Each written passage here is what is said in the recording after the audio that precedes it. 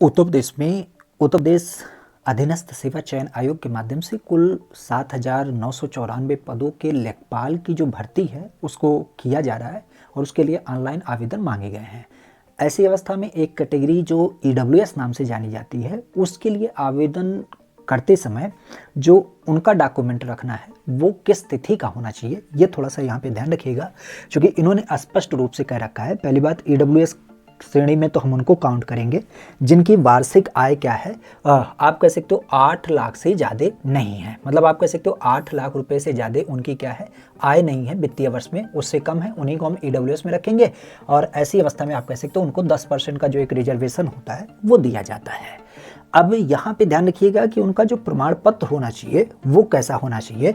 तो वो कहा गया है कि आवेदन करने से पूर्व दिनांक 1/4/2025 मतलब 1 अप्रैल 2025 के बाद से लेकर के 28/1/2026 मतलब जब से आपका आवेदन शुरू हो रहा है तो 28/1/2026 तक ये आपका क्या होना चाहिए, ईडब्ल्यूएस प्रमाण पत्र बना होना चाहिए। मतलब 1 अप्रैल के बाद का और 28 जनवरी के बीच का ही ये आपका प्रमाण पत्र होना चाहिए, जो कि वित्तीय वर्ष 2024-25 के ऊपर आधारित हो।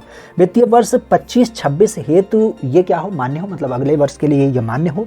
ऐसी अवस्था में ये जो आपका ईडब्ल्यूएस प्रमाण पत्र है वही आपका मान्य होगा।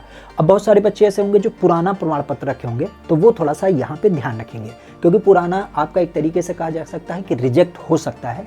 आप अगर अभी भी आपके पास समय है, क्योंकि इसमें बनने में बहुत टाइम नहीं लगता है, हमें लगता है अब तो सारी चीज़ें ऑनलाइन प्रोसेस में होती हैं, तो बमुश्किल 1 हफ्ते 10 दिन में आपका कंप्लीट हो जाता है। तो अगर आपके पास पुराना है तो ऐसी अवस्था में आप इसे अपडेट कर लीजिए, नहीं तो इसका लाभ नहीं मिलेगा भविष्य में आपको। इसको कह सकते हो कि आपका रिजेक्ट भी किया जा सकता है, क्योंकि इन्होंने स्पष्ट कहा है कि 1 अप्रैल से लेकर के 28 जनवरी तक का ही आपका माना जाएगा।